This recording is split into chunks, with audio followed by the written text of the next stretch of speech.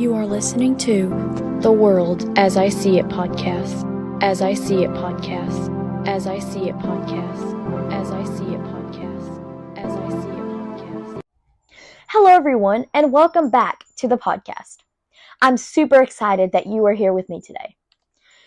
You know, we're all surrounded by technology. Our phones, our watches, and our computers.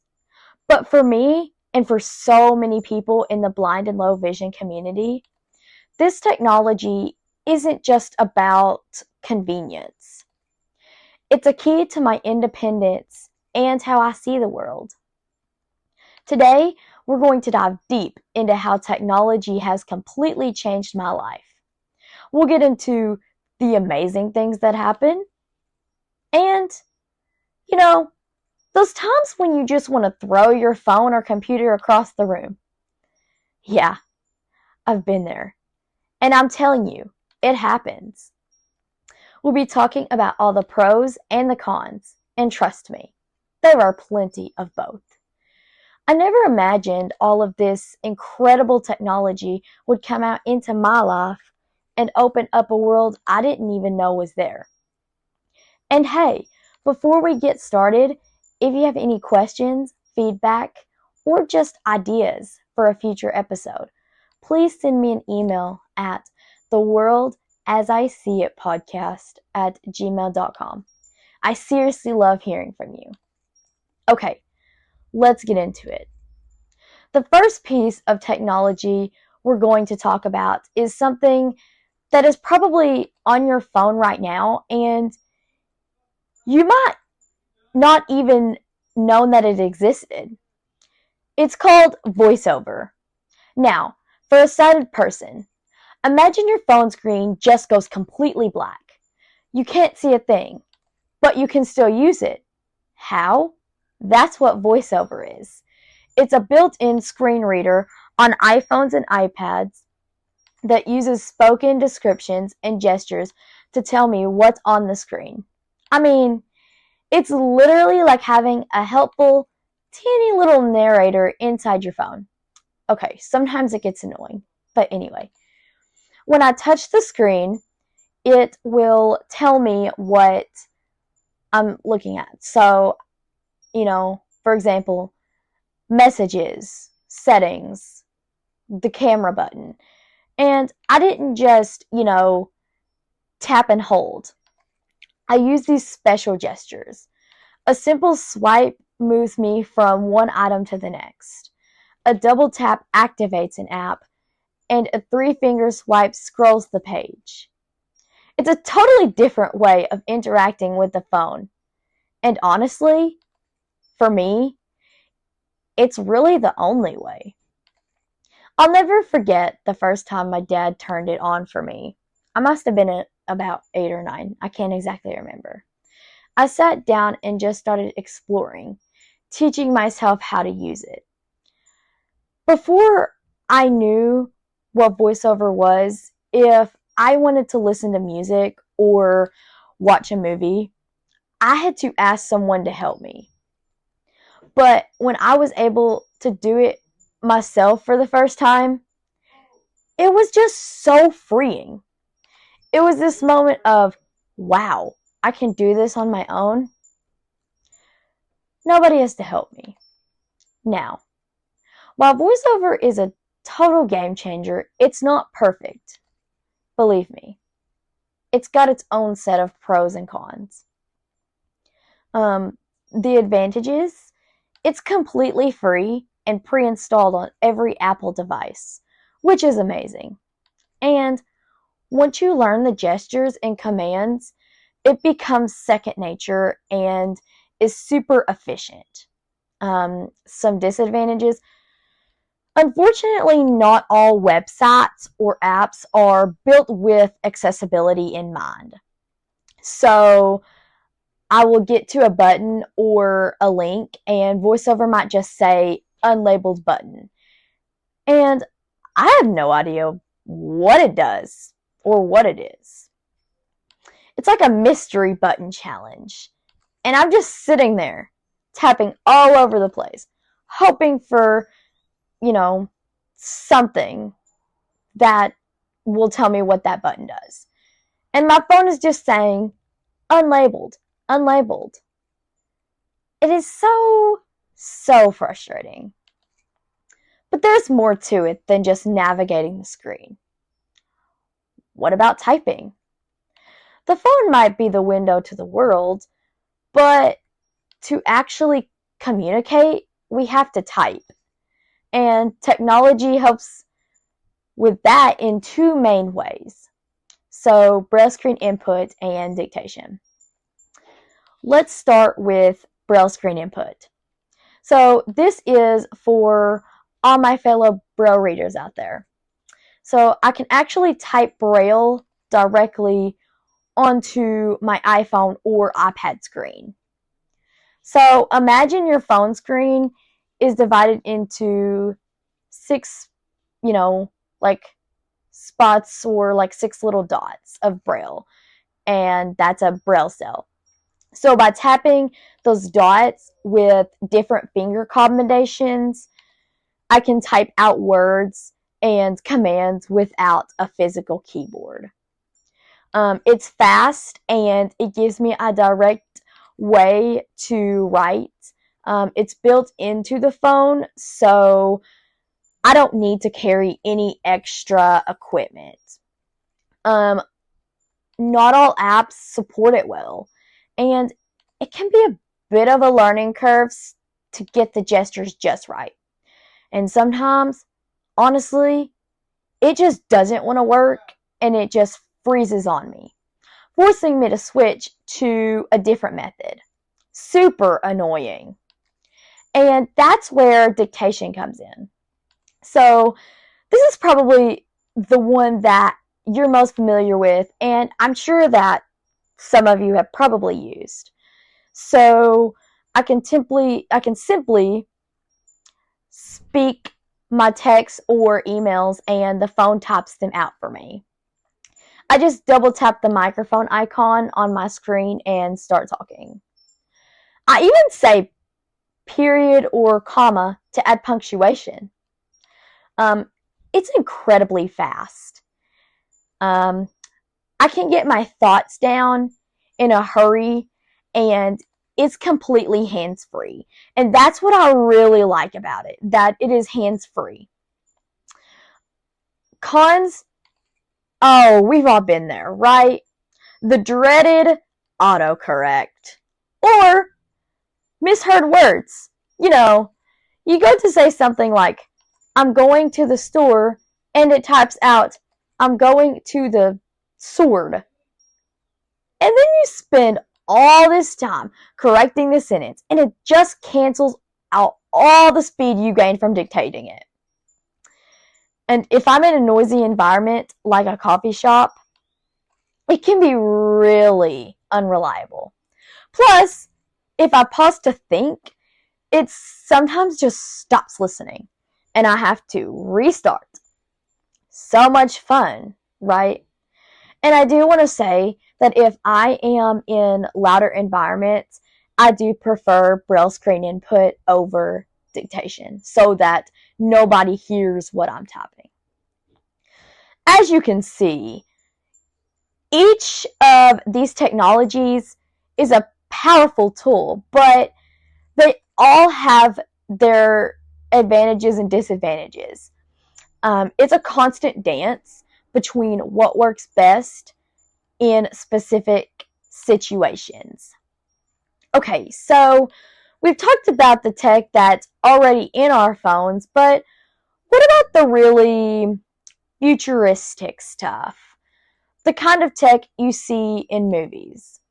That brings me to the next device I want to talk about. My Ray-Ban Meta Smart Glasses. Now, these are pretty wild.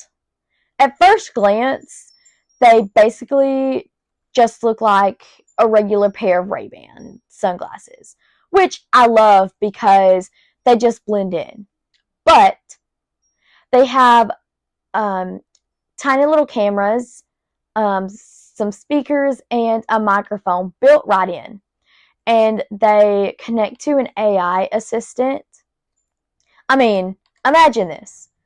you're in a crowded coffee shop and you're trying to figure out which line is which.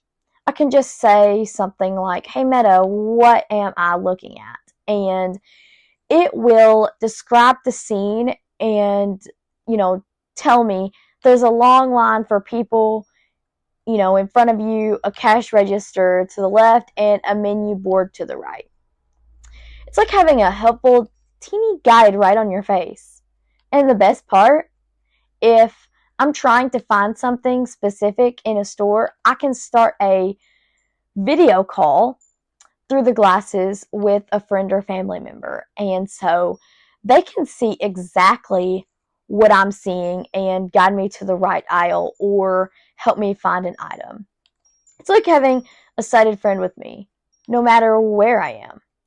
But of course, they aren't perfect. They have their own set of challenges. The AI inaccuracy. The AI, it's not a magical, it's not magic. It's not always going to be accurate. It can get things wrong. I was once trying to find a box of, something to eat, and I held it up to the camera and it said, "I see a box," and it's a box with some red writing on it, and it looks like food. That's it. Not super helpful. So that's when you have to be more detailed with it and, make it answer the questions that you want it to answer. And I think that over time, they're going to become better and better. It might tell me that it sees food when I'm holding a bag of chips.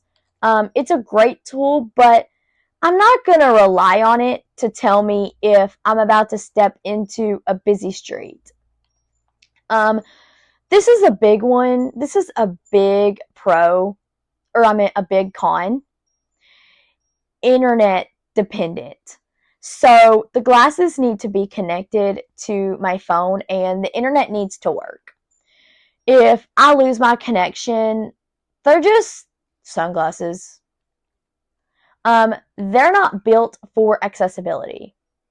Now, while they do have some great features we can use, they aren't purposefully built for accessibility. So this means that they sometimes lack the advanced features or reliability of specialized wearable devices.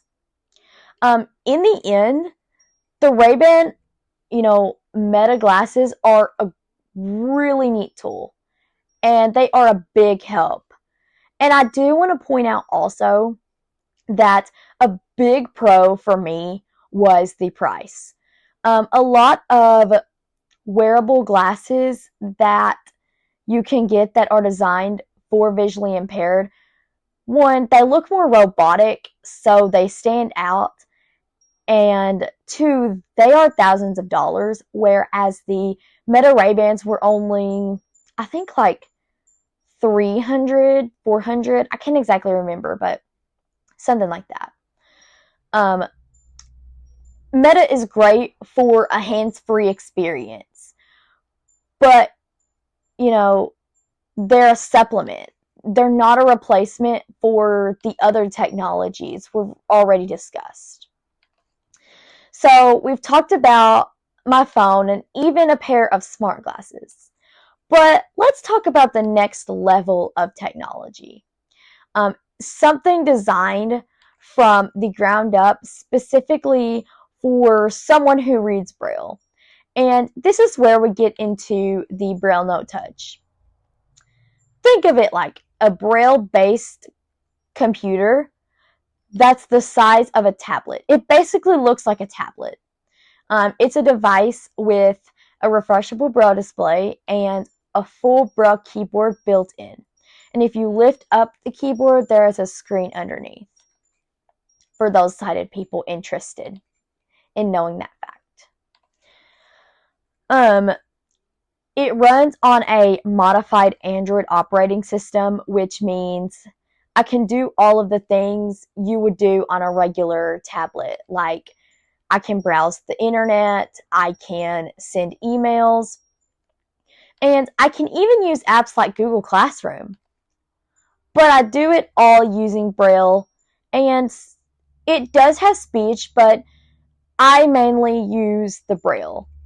And for me, the Braille Note Touch Plus is a game changer because it takes the screen reader out of the equation. I'm not using a standard tablet with an add-on. This is a device where Braille is the primary form of interaction. It's built for it. It's fantastic for work in school. It's one of my favorite devices to use for work in school. I can send emails, type long essays, and read books with a physical Braille display, which is much more comfortable and efficient than having 5 volumes for one book. Because if you didn't know, Braille books are very, very thick. And so it takes volumes to equal one big chapter book. Some disadvantages: this device comes with a high price. Since it's a very specialized piece of equipment, it is, I think, $1,000 to $2,000. But the biggest challenge for me that, some websites and apps, they're just not fully accessible. And that's where things can get a little tricky. I remember one time in class, we were all told to go to IXL and complete a IXL for language. And I pulled out my Braille Note Touch, ready to get to work. I logged in and waited for it to load. And then it would show me the IXL, but I couldn't answer. It showed, but, I tried to tap around, but it just, it didn't do what I wanted it to do. So, the website was just not built for this device. So then I had to stop everything, pull out my phone, and, then navigate to the website again, just to complete the assignment everyone else had already finished. It's incredibly frustrating and time-consuming, and it's a perfect example of how amazing technology can be for some, but completely fall short for others. And now that I know that IXL doesn't work on the Braille Note Touch, I don't have to waste time. But anyway, so we've talked about my Braille Note Touch, which is great for, Braille tasks. But honestly, a lot of my life is my laptop. I use the Braille Note Touch more than I do the laptop, but in some cases, the laptop just helps. So just with a phone, I need a screen reader to use the laptop. So on my laptop, I primarily use 2 different screen readers, NVDA and JAWS. For a sighted person, imagine a screen reader like this. Every single thing on the screen, from icons to text in a document or table, is translated into speech for me to understand. It's how I navigate the entire Windows operating system. So JAWS, or Job Access with Speech, is a very advanced and well-known screen reader. It's been around for a long time, and it is considered the industry standard for a lot of people. It has a ton of features, and it's great for most of my schoolwork. The only downside is that it is a paid program, and it's quite expensive. Then there's NVDA, which stands for Non-Visual desktop access. It's different because it is free, which is amazing. I can just download it to the computer, and that's basically it. And for me, I like both, but when it comes to NVDA, I actually like it better than JAWS for one specific reason, and that is tables. So a table, whether it's a spreadsheet or a grid of information on a website, it can be tricky to navigate. But NVDA just makes it easier, and, I can just jump around and get the information that I need. So to give you an example, in JAWS, if I'm on a spreadsheet, it feels like I'm trying to walk in a straight line with a blindfold on with no cane. The commands are just not great, and I sometimes get lost. But in NVDA, it's like I have, I can just do it. And it can just, I can just press the right keys, and it tells me exactly where I am in the table.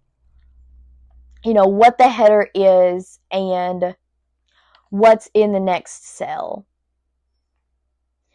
It makes a huge difference in my efficiency and my sanity. So, a screen reader is how I listen to the information on the screen. But what if I want to read it in Braille?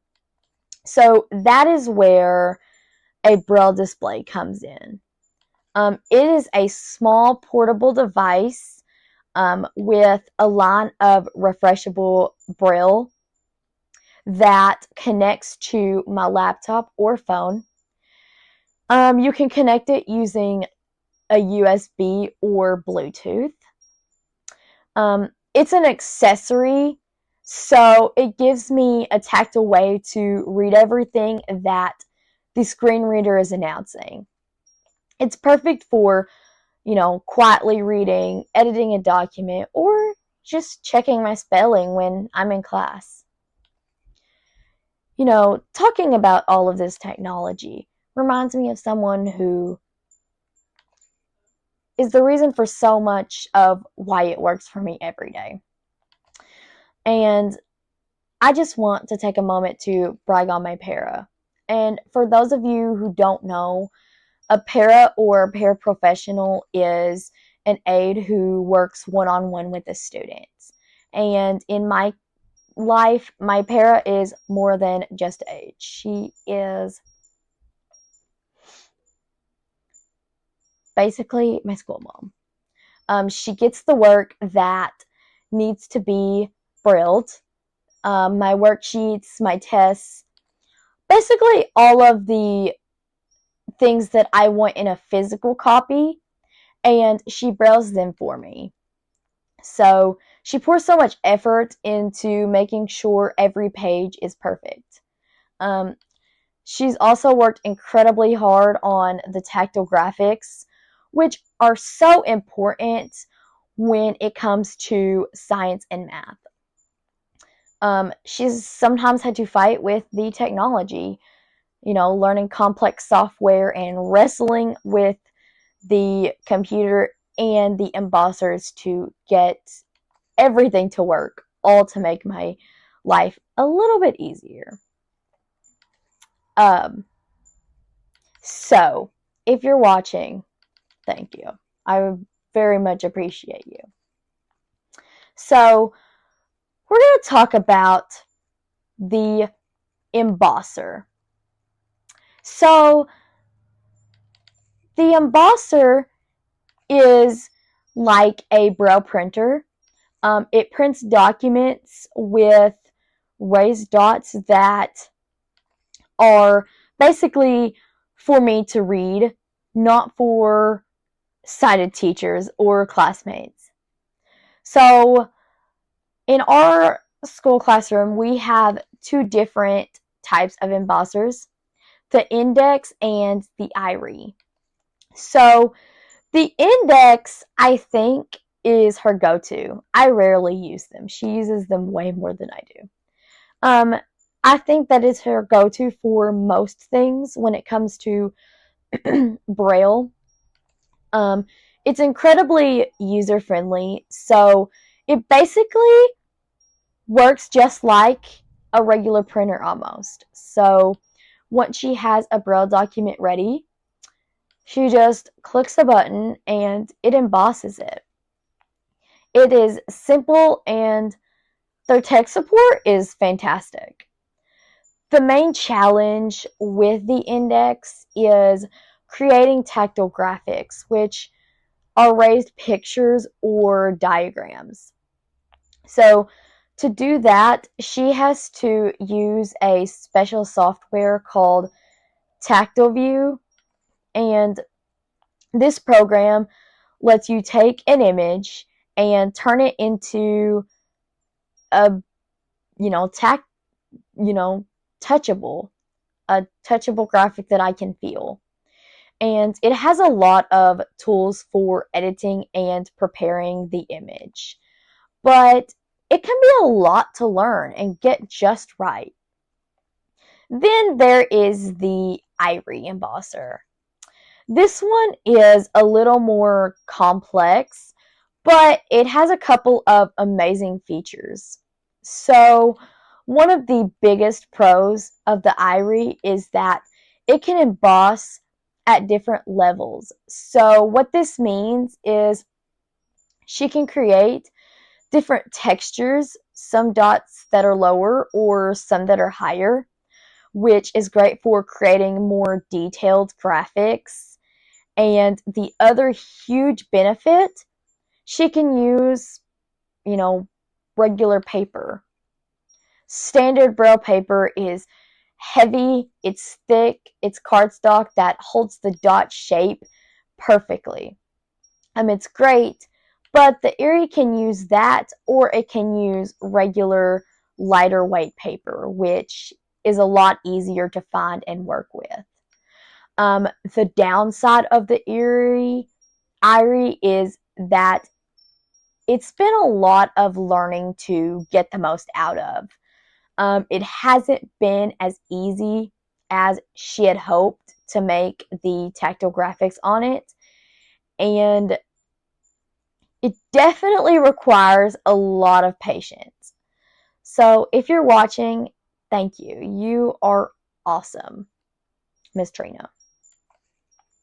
So, talking about all of these devices that create physical graphics brings us to another one, but with a different spin. Let's talk about my Orion TI-84 calculator. This thing is a talking, accessible version of the standard TI-84 calculator. It looks just like the regular one, but above the screen, it has a built-in screen reader. And it's a huge help for math, of course, but it can also translate graphs into a series of sounds. Like a higher pitch means the line is going up, and a lower pitch means it's going down. But here's the thing for me.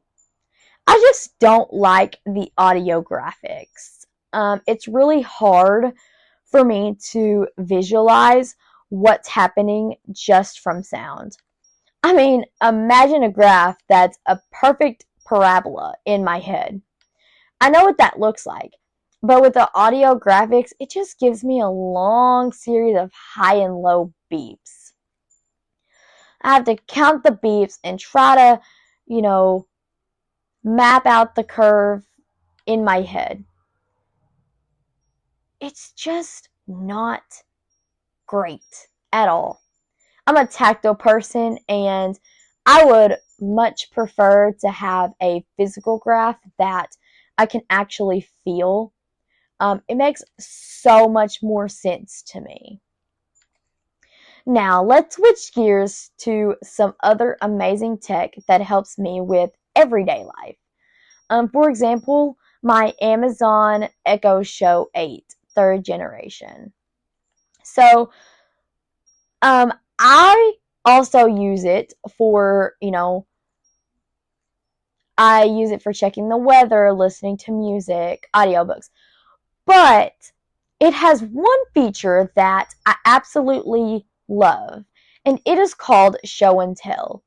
So I can hold up an object and ask, what am I holding?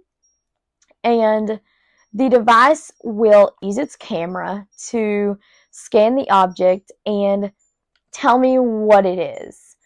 It's a great way for me to identify things I can't easily distinguish by touch. But again, like any technology, it's not perfect. It's great at identifying a box of cereal, but it can struggle with more complex or, similar looking items. So, I was trying to see what scent perfume I had in my hand, and I was just messing around with it, and she can detect that it's perfume, but she can't tell me like what the scent is. So, some text on the label, it also depends on like the angle and the lighting to work. So, we've talked about all of these amazing apps and devices that help me with school, work, and just general navigating the world. But I have to say, my absolute favorite device is the Monarch. So the Monarch it can display tactile graphics and Braille. So what is that? Basically, it's a flat display with thousands of little teeny tiny pins that can raise up and down to form images. It's kind of like a Braille display, but instead of just one line of dots, it's basically a full page screen. So I can also connect it to my phone and use Wing It, which we'll talk about that in a second. That is the best part, is Wing It. So with Wing It, my para or I can actually draw my own tactile graphics. So I can use my finger on the phone or iPad to draw a line. And as I do it, the pins on the Monarch will rise, and I can feel the line that I just drew in real time. It's a little bit like magic, and it's so much fun. I was in, math, and it helps a lot with, graphics. And it's really the ultimate device for me. It combines everything I love about technology, tactile feedback, incredible independence, and a brand new way to create. It brings all of the pieces of my world together in one magical device. So the, pros is like, it is still being updated. It just recently came out. It can be bulky, and it is very expensive as well. So we've talked about all these amazing pieces of technology. But what about the little things? The simple stuff like making a meal, cooking can be a real challenge if you're blind. You have to find the right ingredients, set the oven temperature, and know which buttons to push on the microwave. But I found some simple solutions that work for me. For one, I have these small raised stickers. On the microwave, they're Braille stickers. On my oven, they're just different shapes and textures. that it lets me know exactly where, the start button is, or, the arrows to push to set the temperature. It is a low-tech solution, but it makes a huge difference. And then there's the question that I get asked. Well, how do you find what you want to cook in the fridge or the cabinet? Well, for that, I use a really cool app. It is on iPhone and Android, I believe. It is called Seeing AI. So it's a free app from Microsoft, and it uses your phone's camera to identify things in the world around me. It has different channels for recognizing different things. And for finding food, I use the product channel. So basically, I just hold up my phone to the item, and the camera will start beeping when it finds a barcode. The beeping gets faster as I get closer and closer to the barcode. It's kind of like sonar. Once it scans the barcode, the app will instantly tell me, what product it is, how to cook it, all the instructions, all the ingredients. It's completely changed the way that, I shop and cook. And I can just pull out a can of, pull it off the shelf and say, hey, what is this? And it will tell me, it's a can of Campbell's cream of mushroom soup. No more guessing games. But again, Seeing AI isn't perfect, especially with round objects. So it might be able to find the barcode on the can, but if I'm holding around, object, it will say not recognized. So that's when I will switch to the short text channel and read what's on the label from that way. You just have to have a little bit of patience. This, along with my little stickers, has made my kitchen a place of independence and fun, not just a place of guesswork. So, we've talked about all this great technology for school, general life, and cooking. But there's another part of daily life that's crucial for independence: managing your money. So, in the United States, our paper money is all the same. It's all the same size and it's all the same texture. So it can be impossible to tell a $1 bill from a $20 bill just by touch. So how do I figure that out? That's where a couple of amazing tools come in. The first is the iBill Money Identifier. So this is a small portable device. It's about the size of a keychain fob, so that the U.S. government, they provide this for free to people who are blind or visually impaired. It's an incredible tool. So all I have to do is slot a bill into a slot, press a button, and the device will tell me how much that bill is.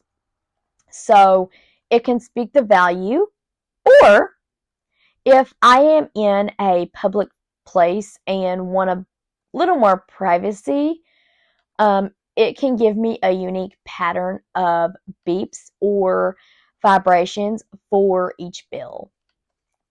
It's incredibly fast and accurate, and it gives me confidence every time I pay for something. The second tool I use is the Pocket Money Brailler. So this is a small handheld tool that lets me permanently mark my bills with Braille. So if I'm given a bunch of bills, I will use my iBill to identify, and then I will use the Pocket Money Brailler to punch the little Braille dots onto the corner of each bill. And then, when I'm done with that, I will put my bills in a certain spot in my wallet so that I can recognize it. This lets me keep my money organized in my wallet and quickly know what I have, just by feel. The marks aren't super permanent and they fade over time with a lot of use. Like the Braille, if I have a lot of money in my wallet, the marks may fade. But it's a great way to stay on top of my cash. These two devices, the iBill and the Pocket Money Brailler, work together perfectly to give me a full control and confidence over my money. They are essential for my financial independence. So we're going to talk about tech that helps me relax and have fun. It's a huge part of being independent. And for me, that means movies or shows, books, and especially games. So first, let's talk about movies and TV shows. So I use Netflix and other streaming services, and they have an incredible feature called audio description. So for a sighted person, imagine you're watching a movie with a narrator who only chimes in during quiet moments, or they describe what's happening. So they will describe facial expressions, a change in scene setting, or a key action that is happening on screen. It honestly adds so much to the experience because I'm not just hearing the dialogues, I'm getting a full, rich picture of what's happening. And while a lot of streaming services are getting better and better at providing audio descriptions, I think it's important to point out that some are still really bad. For me, Hulu is the perfect example. It's incredibly frustrating because I can sometimes find a movie with audio description on one service, but when I try to watch it on Hulu, there's no option for audio description. It feels like they haven't made the same investment in accessibility, and it's a big reason why I don't use it as much as I would like to. It's a great reminder that while technology is making things better, there's still a long way to go.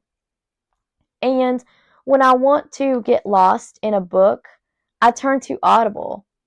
It's not just an app for books, it's a doorway to thousands of stories, all narrated by professional voice actors. And for me, the quality of the narration is everything.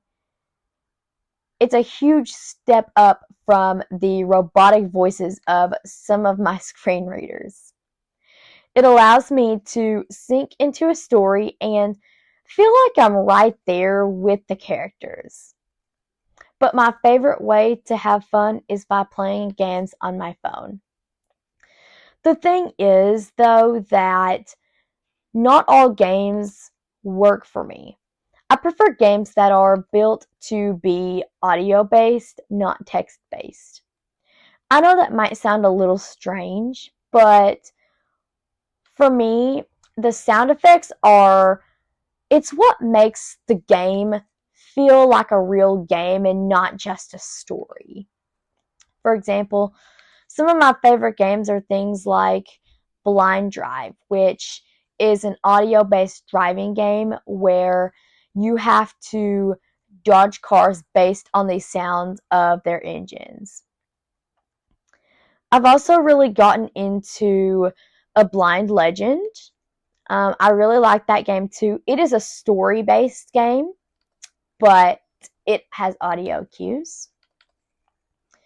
And that's not to say that all text-based games are bad. I've played a few text-based mysteries that I really enjoy, but for me, the audio-based games just feel more alive. They're a perfect example of how technology can create a world just for me, one that relies on my strengths to help me feel like a pro. This also applies to social media. When I'm on Facebook, I use VoiceOver to navigate everything from my feed to friend requests and messages. It's a great platform that's been around for a long time, and they have made a lot of progress with accessibility. So it works really well for me. But then there's TikTok. And to be honest, it's probably the least accessible social media platform out there. My strategy for using it is a little different. I'll actually turn off VoiceOver just to scroll through the videos, since it's a video-first platform and I can hear audio and music. It's easier for me to just swipe and get a feel for what's popular. But if I want to actually search for something or go to a specific profile, I have to turn VoiceOver back on, which is kind of frustrating because certain features like the TikTok shop are almost completely inaccessible. The buttons are unlabeled and VoiceOver just skips over them.